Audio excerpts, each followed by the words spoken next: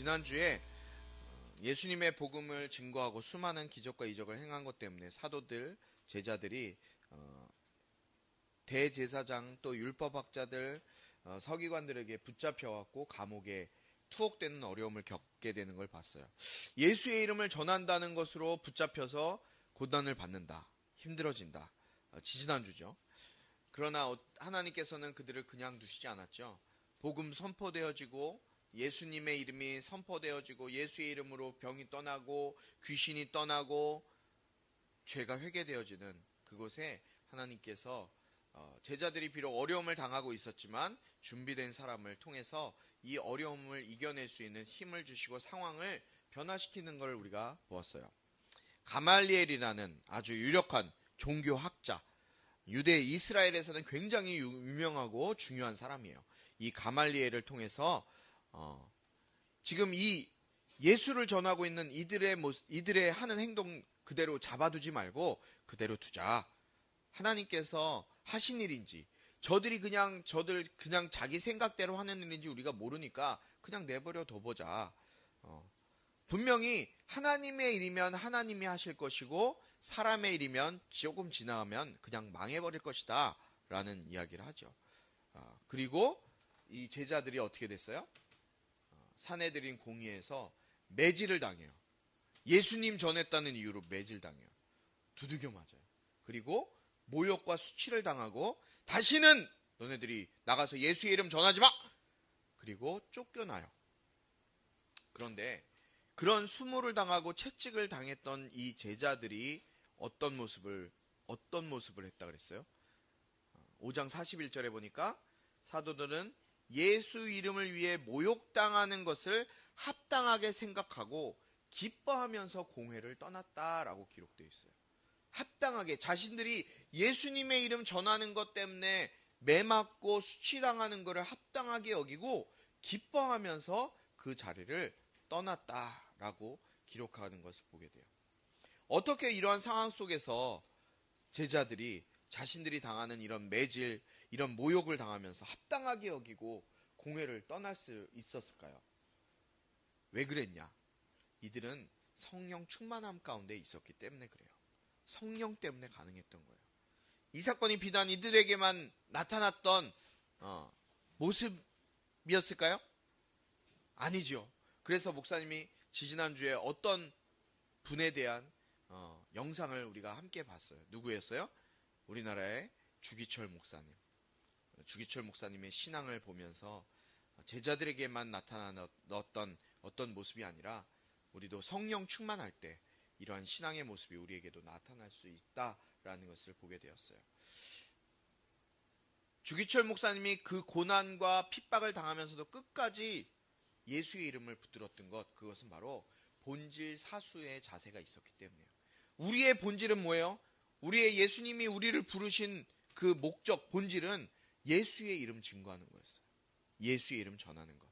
그것이 바로 우리가 예수님을 믿는 교회를 다니는 본질이라는 거예요. 교회 다닌다고 잘 먹고 잘 살고 너 좋은 학교 가, 너 좋은 대학, 좋은 직장 취업해 이것이 아니라 우리의 그냥 사명은 예수 전하는 거예요. 솜사탕을 우리가 나눠주고 방방 무료로 태워주고 우리가 하는 전도하고 선물 나눠주고 이런 게 그냥 너네 이거 먹고 잘 살아 이것이 아니라 이거 먹고 예수님 믿어야 돼. 예수님 없으면 너네 결국 지옥 갈 수밖에 없어.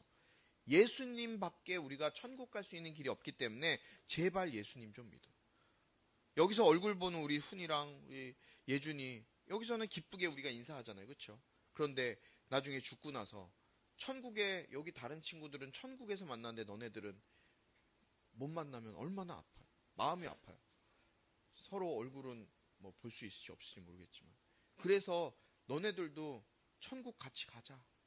너네 아직 예수님 안 믿잖아. 같이 천국 가자라고 전하는 거예요. 그것이 우리의 기독교인의 본질이라는 거예요. 우리 꿈꾸는 교회 모든 성도들은 이 본질 사수합시다. 우리가 예수님 전하는 것, 이것이 우리의 본질임을 기억하면서 우리가 그 예수 그리스도의 성령의 충만함으로 사역을 감당하는 우리 한 사람 한 사람이 되길 주님의 이름으로 축복합니다. 오늘은 사도행전 6장 1절부터 7절까지 말씀이에요. 성령과 지혜가 충만한 교회. 어떤 말씀일까요? 사도행전이 여러 가지 말씀이 나오는데요. 핵심 키 중에 하나가 하나님의 나라예요. 사도행전의 핵심 키는 하나님의 나라. 아직 말씀 안 띄워주셔도 돼요. 하나님의 나라가 성령님이 주관하셔서 제자들을 통해서 확장하는 모습을 보여주는 것, 그것이 바로 우리가 읽고 있는 사도행전이에요. 누가 역사하는 곳이에요? 이 사도행전은 성령님이 역사하시는 모습이 나타난 말씀이 이 사도행전 말씀이에요. 그 말씀 중심에 우리가 첫 시간에 읽었던 사도행전 1장 8절 말씀이 기록되어져 있어요. 우리가 1장 8절은 너무나 잘 아는 말씀이에요. 오직 성령이 너희에게 임하시면 너희가 권능을 받고 예루살렘과 온 유대와 사마리아와 땅끝까지 이르러 내 증인이 되리라 라는 말씀. 이 말씀이 사도행전의 핵심 말씀이에요. 오직 누가 임하면? 한번 말해봅시다. 누가 임하면? 성령이 임하시면 너희가 무엇을 받아요? 권능을 받아요.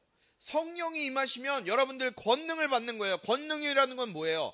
하나님의 권세와 능력을 받는다는 거예요. 하나님의 자녀가 되는 권세, 예수의 이름을 우리에게 주셨으니 그 예수의 이름을 붙드는 권세, 그 권세를 받을 뿐만 아니라 능력을 받는 거예요. 어떤 능력을 받아요? 복음을 선포할 수 있는 능력, 병을 치료할 수 있는 능력, 귀신을 쫓아낼 수 있는 능력, 이런 능력을 받는 것이 바로 권능이에요. 권능. 권세와 능력. 권능을 받고 예루살렘과 온 유다와 사마리아와 땅끝까지 이르러 내 증인이 된다. 예수님의 증인이 될 것이다 라고 주님이 말씀하셨어요. 복음이 예루살렘에서 시작해서 어디로 가는 거예요? 예루살렘은 작은 유대의 이스라엘의 수도예요. 이 유다에서 시작해서 예루살렘에 시작해서 어디로 퍼져요?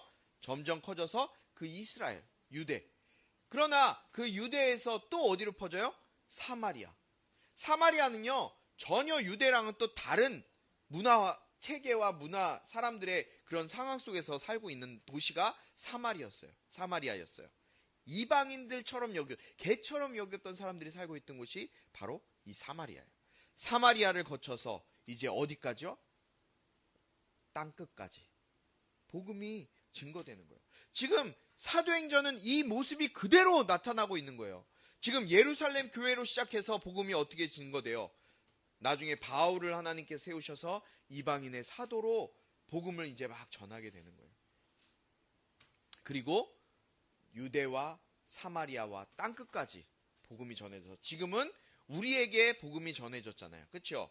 우리도 예수 그리스도의 복음을 듣고 어떻게 되는 거예요?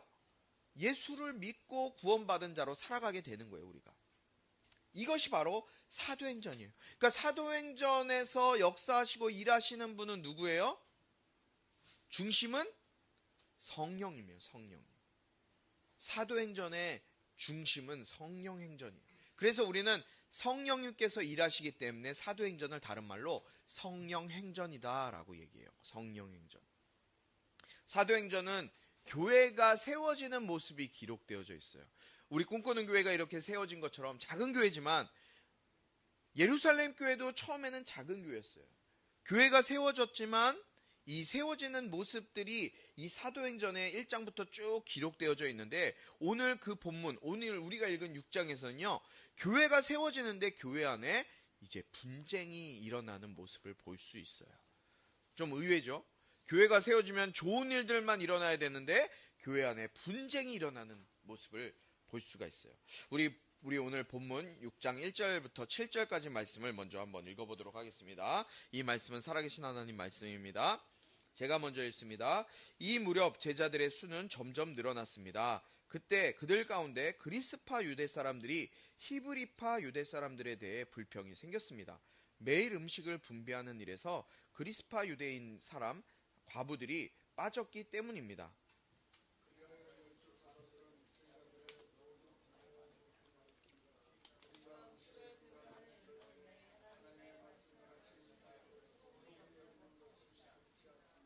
형제들이여, 여러분 가운데 성령과 지혜가 충만하다고 알려진 사람 7명을 뽑으십시오. 그러면 이 임무는 그들에게 맡기고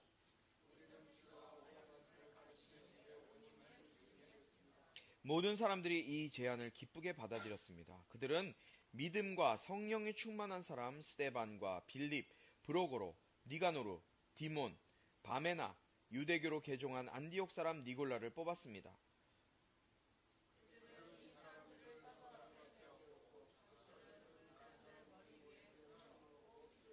함께 있습니다.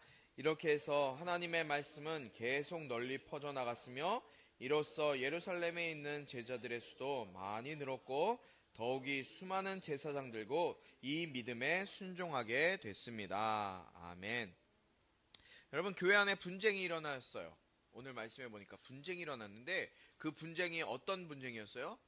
히브리파 유대인들과 그리스파 유대인들 사이에 일어났던 분쟁이에요. 교회 안에 잘 이해하셔야 돼요. 그리스파 유대인들이 있었고요. 히브리파 유대인들이 따로 있었어요. 그리스파 유대인들은 어떤 사람들이었을까요? 지금 이 시대는 어떤 시대예요? 로마가 통치하고 있던 시대예요. 우리 로마, 여러분들 역사에 보면 로마의 군인들, 엄청 힘센, 로마가 힘이 가장 셌던 시대가 바로 이때거든요. 기원전, 기원 후군요. 기원 후 1세기라고 얘기하는 거예요. 예수님 탄생부터 100년 그 사이에 로마가 통치하고 있던 그 시대에 그리스, 여러분 그리스 로마 신화 잘 알고 있죠?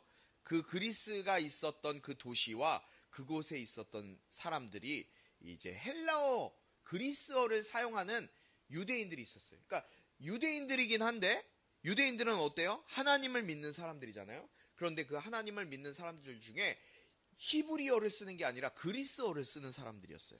그 사람들이 소수의 사람들이었고 이 사람들은 그리스 지역에 살다 온 사람들이었으니까 유대인들이 아니라 이방인들이었어요.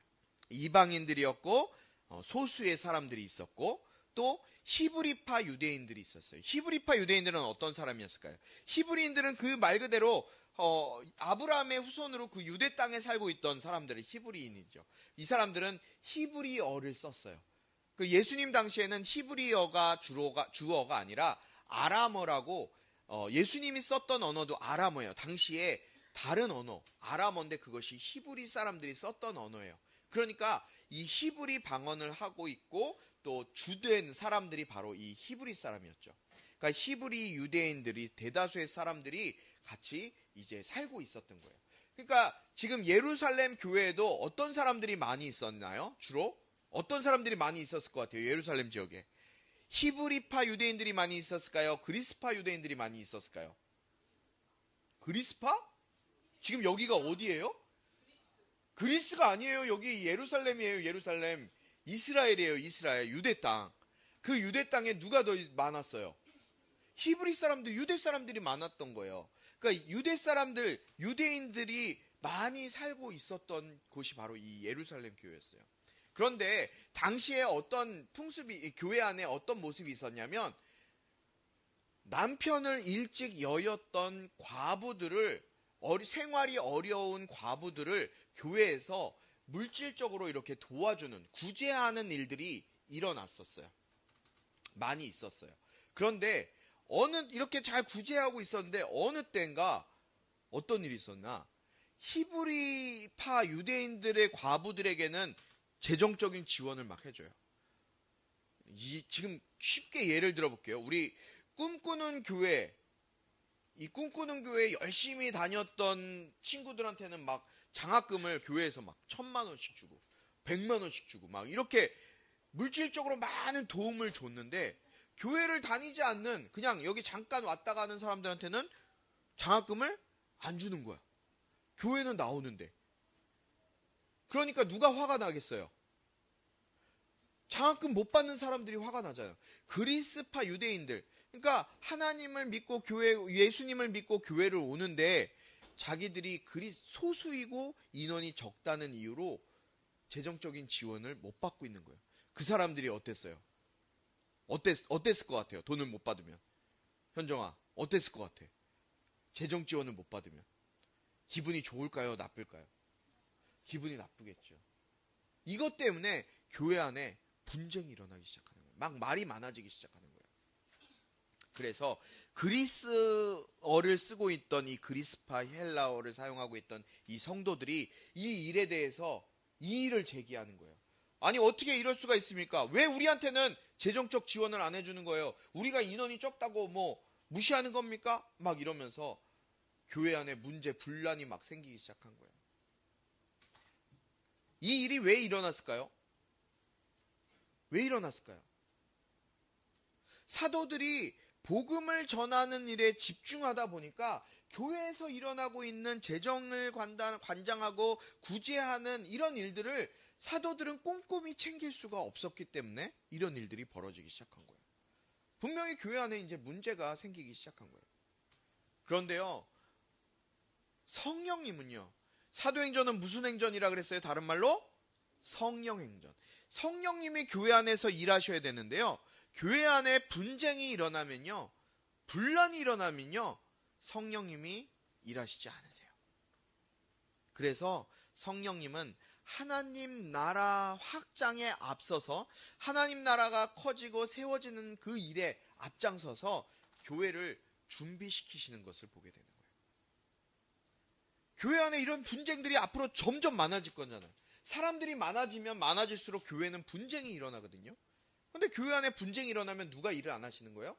성령님이 일을 안 하시는 거예요. 그래서 하나님께서 이 일을 미연에 방지하기 위해서 교회 안에 이제 이 일을 준비시키시는 것을 보게 돼요. 어떻게요? 분쟁을 통해. 분쟁을 통해 더 나은 방향으로 교회 공동체가 나아갈 수 있도록 하나님께서 만들어 가시는 것을 보게 돼요. 그래서 교회 안에 이제 7 집사를 세우게 되는 거예요. 그런데 성경에 보니까요, 우리는 여러분 이걸 7 집사라고 알고 있잖아요. 이렇게 세워진 사람들. 근데 성경에 집사라는 호칭이 안 나와요. 성경을 보니까 오늘 우리가 읽은 본문에 집사라고 나왔어요? 아니에요. 집사라고 안 나왔어요. 근데 어쨌든 호칭은 집사는 아니지만 교회의 7 사람을 안수하여 세웁니다. 우리는 그분들을 7 집사라고 해요. 초대교회가 점점 커나가기 위해서, 사역이 확장되기 위해서 필요했던 건 뭐예요? 조직을 세울 필요가 있었어요. 어떤 기관이든 간에 확장이 되고 더 커지기 위해서는 조직이 필요한데 교회도 마찬가지였어요. 초대교회가 확장되고 사역이 늘어나는데 그것을 뒷받침해주기 위해서 필요한 건 바로 조직이었던 거예요. 사도들은 그런데 어떤 사람이었어요? 사도들. 예수님의 제자였던 사도들은 어떤 사람들이었을까요? 히브리파 유대인이었을까요? 그리스파 유대인이었을까요? 예수님의 제자들 사도들은 어디 사람들이었을까요? 윤석이 어디 사람들이었을 것 같아요? 히브리 사람들이었을까요? 그리스 사람들이었을까요? 그리스 사람들이었을까요? 지금 유대에 있는 예루살렘 여기 유대 이스라엘에 살고 있는 사람이고, 이스라엘이 여기 있으면 예수님은 여기 사람이야. 그리스는 여기 전혀 다른 곳에 있는 사람이에요. 어디 사람이었을까? 예수님의 제자들. 예수님과 함께하는 히브리 사람들, 유대인들이었어요. 히브리파 사람들이었어요. 12제자가 다. 사도들은 히브리파 사람들 12명이었는데 이들이 교회 문제를 먼저 파악을 하게 돼요. 교회 문제를 파악하고 교회에 어려움이 있을 때 이들이 그 문제 파악하는 것에 집중을 해요. 아, 어디서부터 문제가 시작되는구나. 교회의 문제가 무엇이구나 라는 것을 알게 되는 거예요. 여러분, 우리도 교회 어려움이 있을 때 리더들은 문제를 파악할 지혜가 있어야 되는 거예요. 문제가 무엇인지 모르면 어떻게 될까요? 점점 더 큰 문제에 빠지게 되는 거죠. 문제를 파악할 수 있는 지혜가 필요합니다. 여러분들이 다 리더라고 생각해요. 여러분들 그런 하나님의 지혜가 있길 축복합니다. 문제가 무엇인지 이 제자들이, 사도들이 파악한 후에 그들은 모여서 기도했어요. 그리고 이 12사도가 다른 제자들을, 그 12사도의 제자들을 불러놓고 2절에 이렇게 이야기해요. 2절 말씀 혹시 있으면 보여주세요. 함께 읽습니다. 시작. 그리하여 12사도들은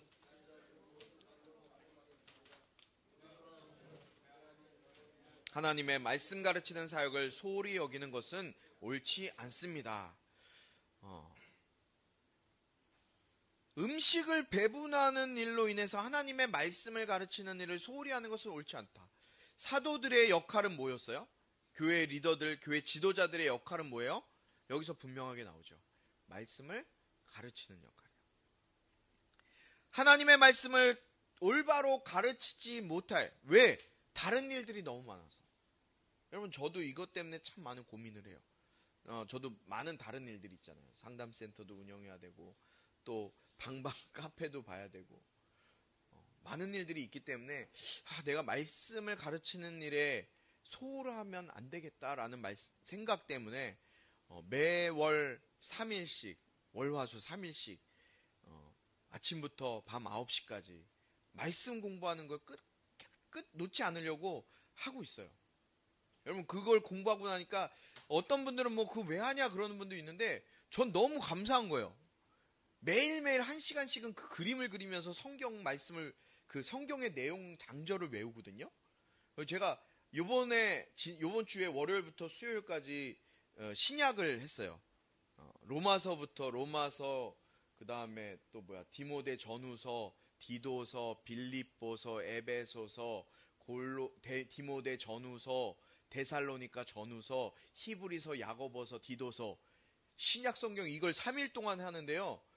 너무 어려워요. 그런데 말씀 속에서 이게 장의 절에 이게 무슨 어디에 있는 말씀인지가 깨달아지니까요. 머릿속에서 이게 말씀이 연결이 되는 거예요.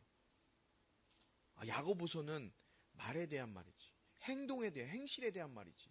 히브리서는 예수 그리스도에 대한 말씀이지. 여러분, 히브리서 1장, 너무 신기한 게 히브리서 1장에 무슨 내용일 것 같아요? 예수님의 우월성에 대해서 히브리서에는 다 얘기하거든요. 천사보다 높으신 그 예수님. 2장에서는 예수님의 비하, 예수님의 낮아지심과 죽으시고 다시 승귀, 높아지심. 3장에서는 천사보다 못하신 예수님. 4장에서는 대제사장 되신 예수님. 이걸 장을 16절까지 다 외워요. 제 출애굽기도 다 해요. 출애굽기, 레위기, 민수기 다 할 줄 알아요. 그러니까 장을 보면, 이게 성경을 보면 성경이 꽤 맞춰지는데 그게 머릿속에 싹 들어오니까 너무 감사한 거예요. 그래서 제가 솔직히 이 청소년부, 우리 고등부 예배 설교 때 그 말씀 나눌 때 좀 우리는 중등부보다 길어요. 왜냐하면 전할 게 너무 많은 거예요. 막 하다 보면 막 생각이 나요. 막 붙어져요. 그래도 많이 늦진 않습니다, 연주야. 많이 늦진 않아요, 중등부보다. 근데 어때요? 목사님이 그렇게 하면은 그래도 더 많은 거를 알 수가, 배울 수 있잖아요. 하나님의 말씀 전하는 것이 목회자의 사명이고 본질이에요. 그런데 사도들이 다른 문제 때문에 소홀히 여기게 될까봐 그것을 옳지 않게 여겼어요. 그러고 나서 3절에 뭐라고 기록되어 있습니까? 뭐라고 얘기해요? 형제들이여, 여러분 가운데 성령과 지혜가 충만하다고 알려진 사람 7명을 뽑으십시오. 그러면 이 임무를 그들에게 맡기겠습니다. 라고 얘기를 해요. 사도들은 이 7명을 뽑는 것을 자기들이 하지 않았어요. 자신들의 제자였던 자신들의 제자들에게 이 일을 맡기게 돼요. 그리고 7사람 뽑아라. 7사람 뽑으라고도 얘기 안 했어요. 7명을 뽑으십시오라고 얘기했네요. 7명을 뽑으십시오. 어떤 사람 뽑으라고요? 성령과 지혜가 충만한 사람. 그리고 맡겼어요. 그랬더니 어떤 일이 일어났습니까?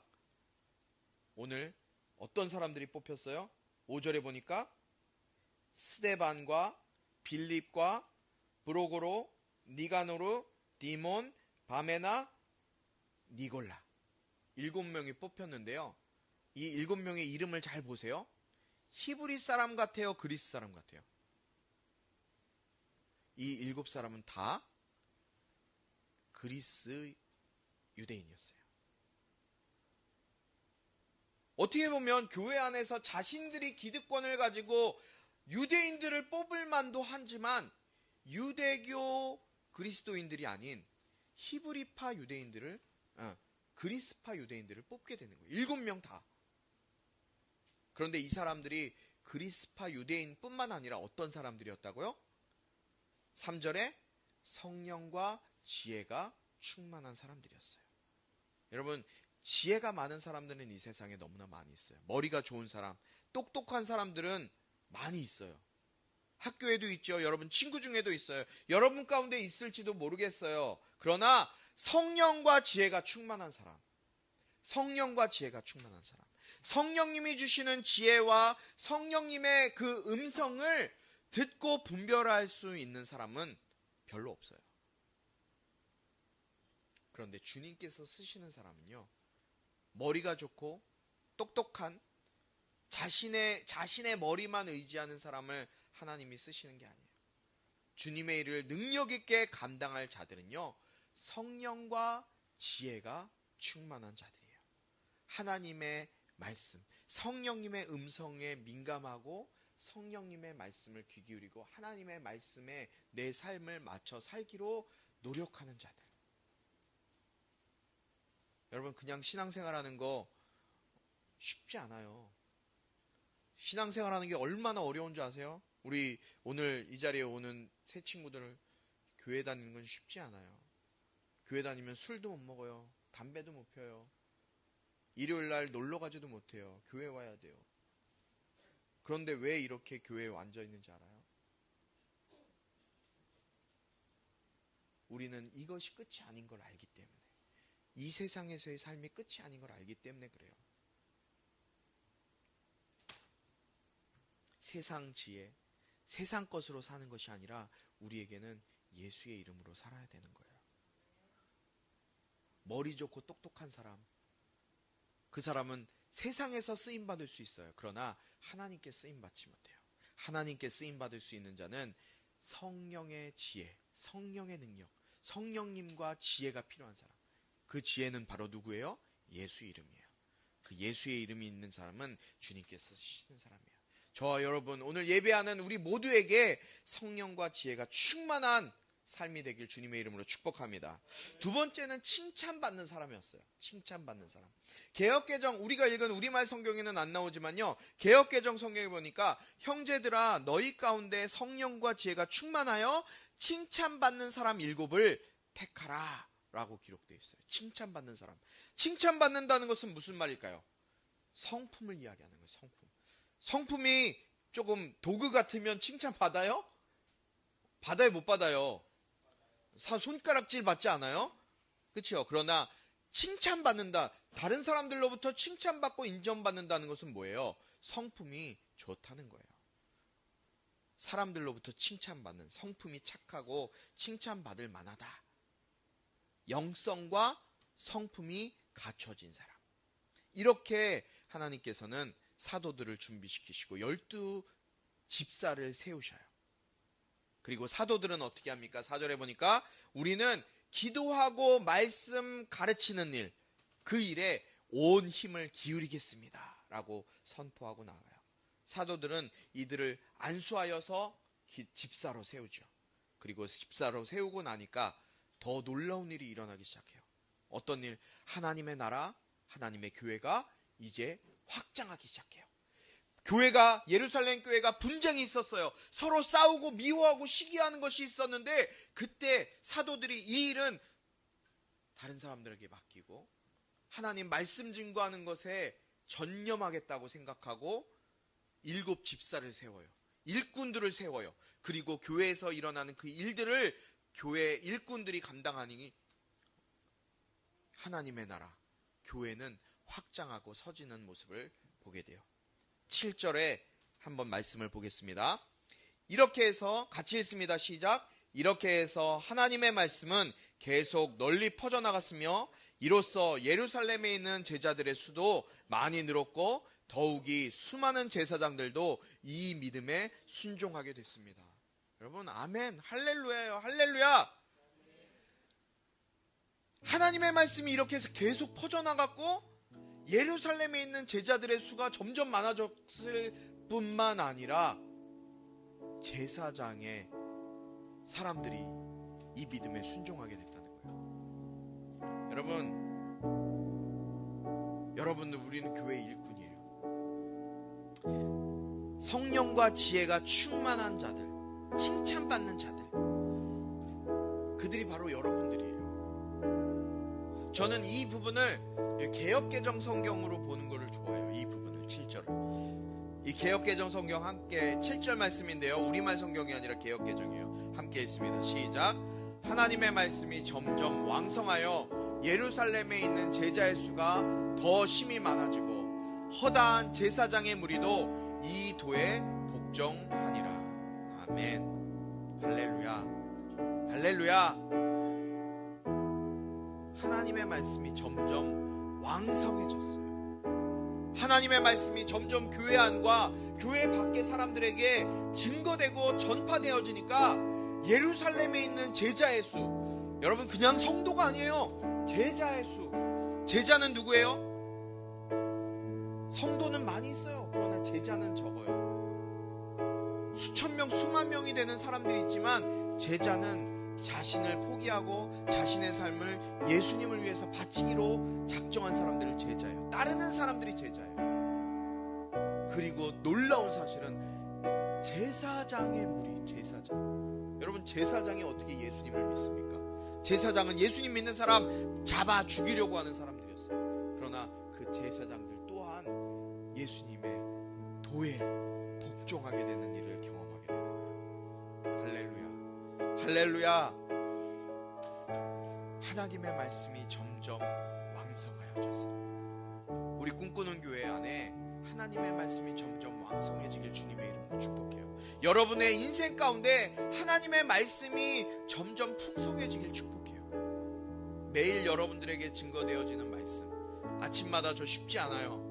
하루도 빠지지 않고 월요일부터 금요일까지 매일 말씀을 보내고 말씀에 대한 코멘트를 보내고 그 말씀이 여러분의 삶 가운데 심어지길 바라요. 어떨 때는 정말 그 말씀 3분 4분으로 줄이기가 너무 어려워요. 그런데 마음은 너무 여러분들이 그렇게 됐으면 좋겠어. 축복해주고 싶어. 그 혼자 울컥울컥 하다 그냥 녹음해요. 기도해요 그냥. 그리고 몇 명이 들을지 모르겠지만 한두 명이라도 들었다면 그 말씀대로 축복받을지어다. 예루살렘에 있는 제자의 수가 심히 많아졌어요. 허다한 제사장의 무리가 예수님의 도에 복종하게 됐어요. 우리 꿈꾸는 교회 일꾼인 여러분 한 사람 한 사람이 성령과 지혜가 정말 충만해져서 예수님의 이름이 여러분을 통해서 선포되어지고 교회 안에 선포되어지고 예수 이름의 능력으로 여러분들의 삶 가운데 살아가게 될 때 사도행전 6장에 나타나는 그러한 일들이 여러분들의 삶과 여러분들의 주변 가운데 우리 꿈꾸는 교회 가운데 나타나게 되길 주님의 이름으로 축복합니다. 오늘 예루살렘 교회 가운데 말씀이 왕성하여지니 제자들이 사도들과 집사들을 세우고 난 이후에 교회 안에 말씀이 흥왕하여져서 하나님의 말씀이 성도들과 교회 밖에 왕성하여지는 것을 보게 됐습니다. 아버지 하나님, 우리 가운데도 우리 삶 가운데도 하나님의 말씀이 살아서 운동력 있는 생명의 말씀인 그 주님의 말씀이 우리의 삶을 주장하시고 붙드셔서 우리의 삶이 예수로 성령으로 왕성하여지게 인도하여 주시옵소서. 많은 자들이 하나님을 부인하고 믿지 않는 수많은 사람들이 있습니다. 아버지 하나님, 저들이 주님의 말씀 앞에 엎드러질 수 있도록 성령님 역사하시고 성령님께서 저들 마음을 만져주시옵소서. 그렇게 될 때 주님의 교회가 힘을 얻어 수많은 영혼들이 주님께 돌아와 구원받는 역사가 나타나게 하여 주시옵소서. 이 시간 주님 앞에 빈손으로 나오지 아니하고 귀한 예물 정성스럽게 드리는 손길을 드렸습니다. 아버지 하나님, 저들을 축복해 주시고 저들의 삶 속에 주님이 주인 되시고 주님이 붙드시고 주님이 채워주시는 놀라운 역사들을 경험케 하여 주시옵소서. 이 예물이 쓰여지는 곳곳마다 아직도 예수를 알지 못해 하나님을 알지 못해 죽어가는 우리 주변의 많은 영혼들이 예수로 구원받고 예수 앞에 나오는데 쓰임받는 예물 되게 인도하여 주시옵소서.